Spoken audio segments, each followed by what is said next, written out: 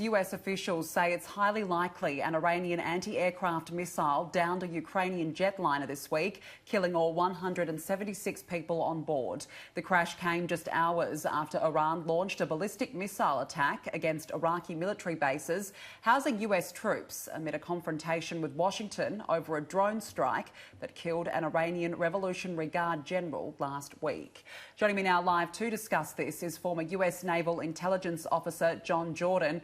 John, good morning. Thank you so much for joining me today. Firstly, this could essentially be a case of the plane being in the wrong place at the wrong time, but how likely will it be that the US will now pursue all theories to get to the bottom of exactly what's happened?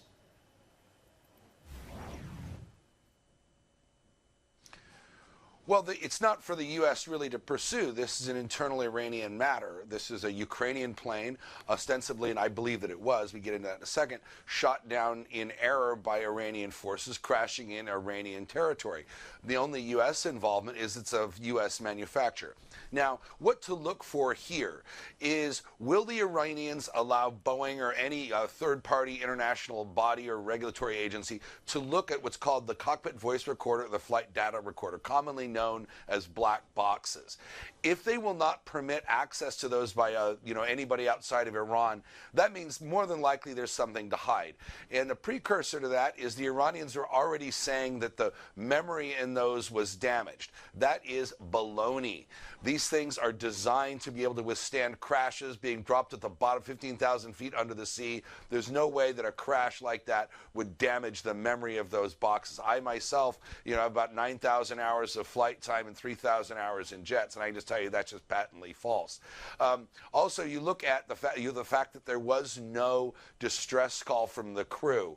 These airplanes are designed and crews are trained to fly these airplanes on one engine. So how it would come out of the sky, apparently in flames with no word from the crew, and then the Iranians are saying that the black boxes were damaged, it just stretches credulity past the breaking point. So it looks like some Iranian surface-to-air missile battery commander may have mistaken it in the heat of battle, or panicked and thought it was an American aircraft and shot it down. Now the Iranian regime has to deal with the aftermath of this, because most of the passengers were Iranian students on their way back to Ukraine after a winter break. There's obviously a lot of conflict at the moment. Let's talk about this ballistic missile attack this week. The US appears to have backed off from further conflict. Will it last?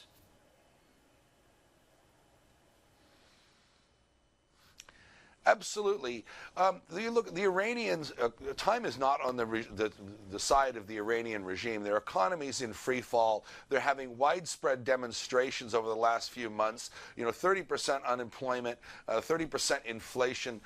It's just not going well. Sanctions are having a devastating effect on the Iranian regime. The Iranian regime is not popular with its own people.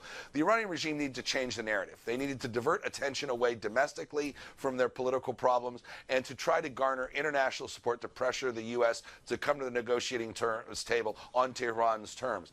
Iran was trying to provoke an American response that they could call intemperate, point to dead Iranians, holes in the ground, and perhaps even allege that a hospital or a school was hit or something like that, to try to score a propaganda victory to change the political dynamic both inside Iran and internationally. They didn't get it. There's no reason for the U.S. to further escalate this conflict. All the U.S. really has to do is to keep the pressure on and wait out the Iranian regime, because economically the trajectory is not sustainable for the mullahs.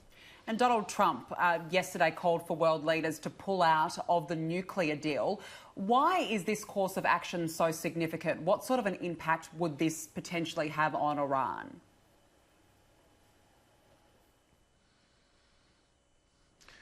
Well, the Iranians are clinging to the belief right now that the Europeans and other parties to the JCPOA will work with them to get them some cash, sanctions relief, or some sort of bypass mechanism. Europe tried this and failed. So really right now, this is symbolic. If the Europeans, the Germans, the French, the Brits, walk away from the JCPOA formally, that is politically devastating for Iran, because then Iran really has lost what little diminishing leverage they have to either get sanctions relief or to build international pressure on the United States.